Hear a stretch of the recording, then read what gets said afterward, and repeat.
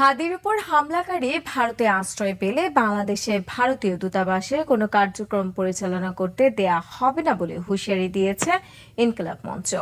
এ সময় আইন শৃঙ্খলা বাহিনীর সমালোচনা করে মঞ্চের নেতারা বলেন, সোমবারের মধ্যে আসামিদের গ্রেফতার করতে না পারলে স্বরাষ্ট্র ও পররাষ্ট্র উপদেষ্টাকে পদত্যাগ করতে হবে। বিস্তারিত হাকিম মাহির রিপোর্টে। কালার এক্সপার্ট, জর্জ স্যাপ এবং মাইল্ড অন হ্যান্ডস টেকনোলজি সমৃদ্ধ অরিক্স ক্রিস্টাল ওয়াশ আপনার লন্ড্রি এক্সপার্ট। গুলিবিদ্ধ শরীফ ওসমান হাদি সংকটাপন্ন অবস্থায় চিকিৎসা নিচ্ছেন রাজধানীর এভারকেয়ার হাসপাতালে। রাত 8:30টার সংবাদ সম্মেলনে ইনকিলাব মঞ্চ জানায়, সর্বোচ্চটা দিয়ে চিকিৎসা হচ্ছে, তবে এখন বিদেশে চিকিৎসার বিকল্প নেই।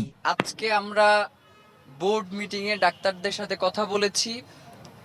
তারা আমাদেরকে জানিয়েছে যে পরিবার চাইলে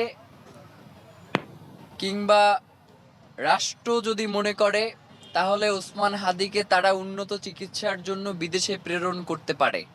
এ সময় অপরাধীদের গ্রেপ্তার ও আইন শৃঙ্খলা বাহিনীর তৎপরতা নিয়েও প্রশ্ন তুলে ইনকিলাব মঞ্চের নেতারা বলেন, কোনো সহযোগিতা করছে না আইন শৃঙ্খলা বাহিনী।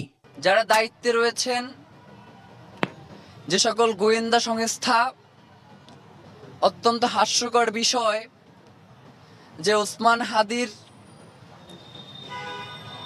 তার উপরে যে আক্রমণ হয়েছে, এখন পর্যন্ত আপনারা যেই ফুটেজ দেখেছেন বা যাদেরকে শনাক্ত করা হয়েছে, এইটা আসলে কোনো গোয়েন্দা সংস্থা করে না, আমরা শনাক্ত করে তাদের কাছে এই ফুটেজ পাঠিয়েছি।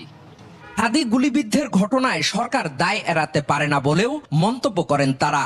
আল্লাহ না করুক ওসমান হাদির যদি কিছু হয়ে যায়, ওসমান হাদি যেই দিন, যদি আল্লাহ না করুক কোনো কারণে সে নিঃশ্বাস বন্ধ করে, সেই দিন এই অন্তর্বর্তীকালীন সরকারের শেষ দিন।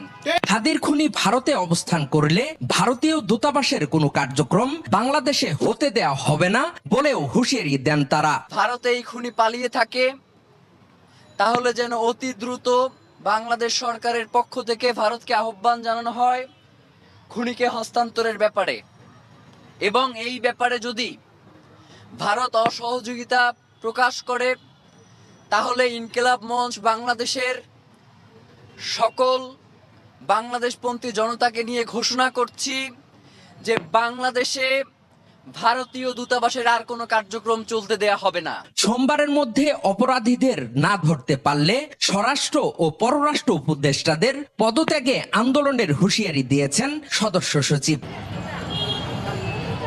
হাকিম মাহি, 21 টেলিভিশন, ঢাকা।